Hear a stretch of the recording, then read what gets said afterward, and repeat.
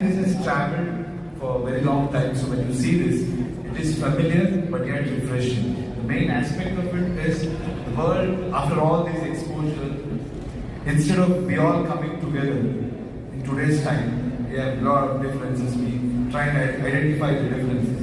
And what this story tells you, it's about larger good, it's about humanity. In spite of all the differences, in spite of all different cultures we have, how do we come together? Because by the end of the day, all of us are humans and our emotions are same. How do we bring the world? Should respect each other, different culture, should exchange their values, really express our originality also. I think that's where Ramayana comes. It's beautiful.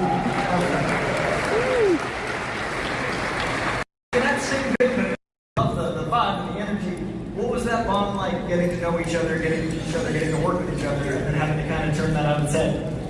You know, honestly, I guess you haven't read the Ramayana, but Ram and Ravan really meet at the end of the film. Maybe you're meeting in the middle.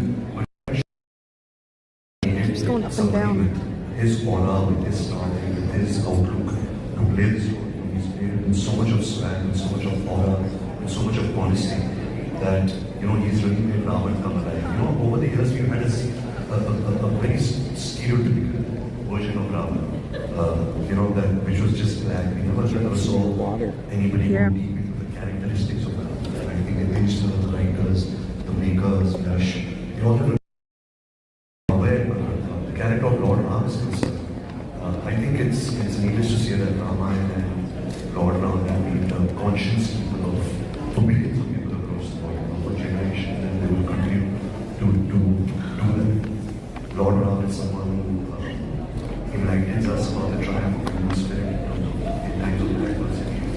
He's somebody who stands for compassion, for forgiveness, righteousness, goodness. He's known as Maryada Purushottam, which means an ideal man. You know, the perfect son, the perfect husband, the perfect teacher, the perfect student, the perfect brother. I remember when I was offered the film from Namit, my first initial reaction was fear and absolutely not.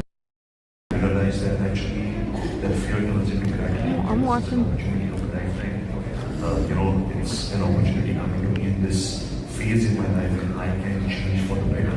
You know, I also think of our coinciding with the time of this film offer. So, you know, over these 3 years, telling my daughter about stories of Ramayana, going to set and actually performing those stories, it's been such a spiritual growth for me in the last 3 years that I only have gratitude for this opportunity. That's so beautiful. That's so wonderful. The righteousness embodied. So Ranbir's late grandfather, he's the 4th generation in film industry, which is pretty unique in itself. I think Ranbir, you want to tell us about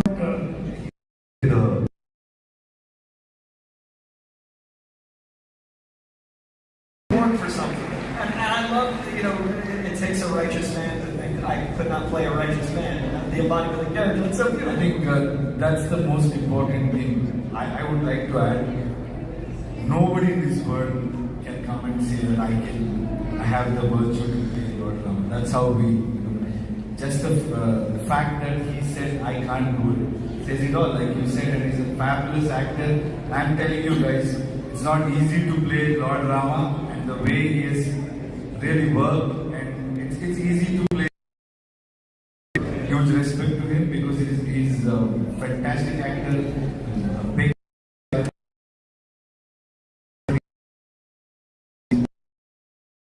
You guys will witness a beautiful Rama with a great intent and with great sacrifice he has done this. I should really be telling you guys that.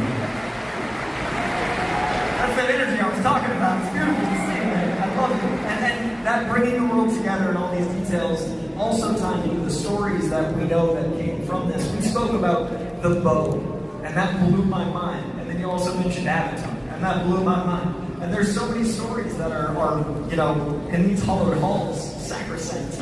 I'd love to hear some of the influences that all audiences might not realize we've already known.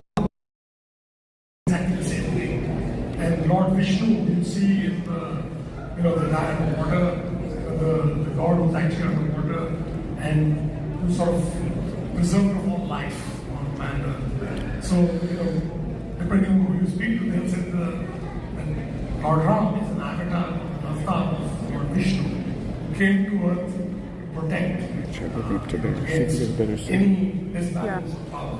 So that's sort of this, when you think about it, that inspiration, that visual light is true.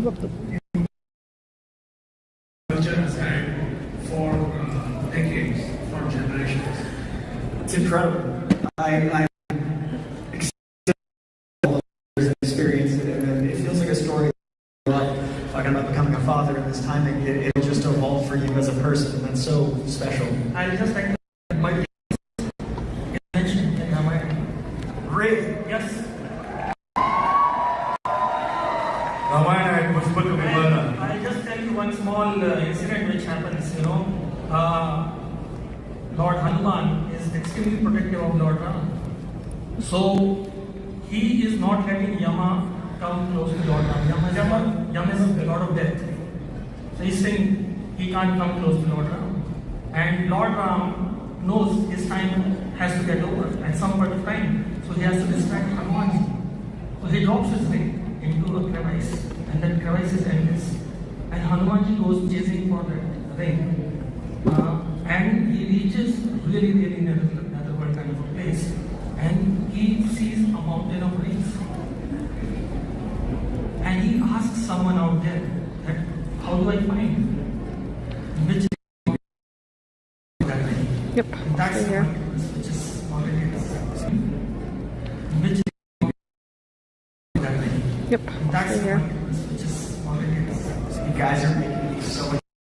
first flying machine that Yash was talking about.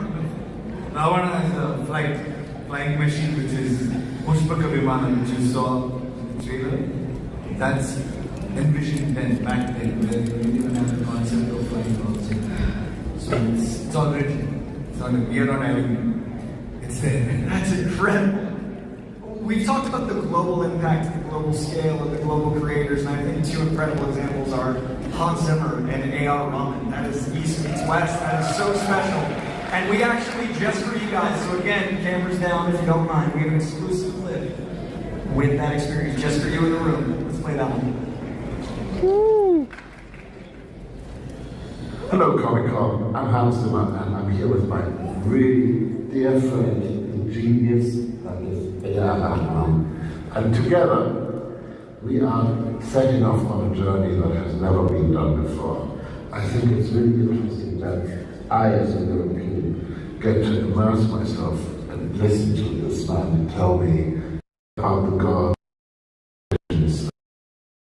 This is where I think it's very important that A.R. and I are working together, because music brings people together. So to be able to make music with him, that is a gift from the gods. It really is. We have something that is thousands of years old that reminds us of our moral duty, that reminds us of who we are, that reminds us that we should be at our very best. And that is what excites us most about this project. To contribute, to share in Ramayana with the audiences around the world. Few words of this scale, legacy, cultural significance of Ramayana. It has been an extraordinary journey to help bring this enduring epic to new audiences across generations. Thank you, Comic Con. We can't wait for you to experience Ramayana.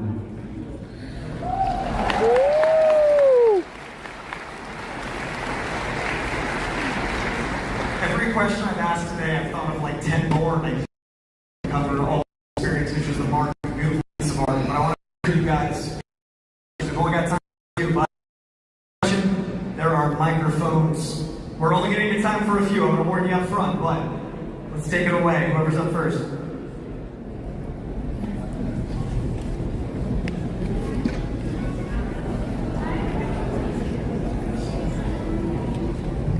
Oh, is it on and is it low enough? We need music.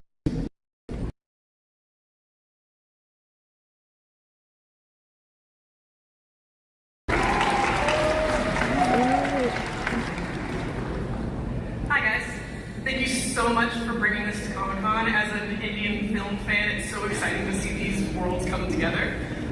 Quick question was, considering that this is like world, as you guys have all said. What was more frustrating or interesting, having an audience be either overly aware of the story, they're super familiar with it? Did you butt up against that, or is it more fun going into it assuming the audience has no idea? Which one would you prefer? I think Ramayana itself has a mix of both, because there's a whole generation.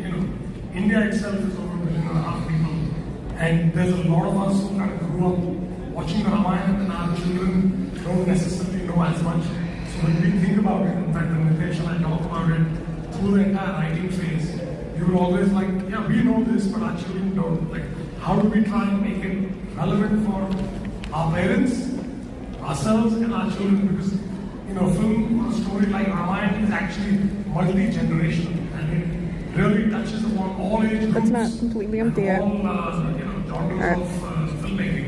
So it's very exciting, because you've got something that rarely comes across in a film or a story like, which actually can be very, very universal. So to me, it's an interesting challenge, because you have familiarity and a lack thereof, at the same time. Thank you so much. We got time for one more question, because then we got one more surprise as we take off. Hi Ranbir, I'm Shweta, I love you. How are you feeling? How's your eyes now? What's your good name? Shweta? Yeah. Shweta. Well, my eyes are a little better. I got a virus. I don't know how you know about this. But thank you. So, that just explains why I'm wearing sunglasses. Sorry? Okay, probably. But I'm much better. I'm feeling so much better. The fact that I can feed you guys, I can take this energy back home, and it's just been one of the most extraordinary days of my life. I'm glad you made it. So my question is, the Ramayana has inspired generation across the world.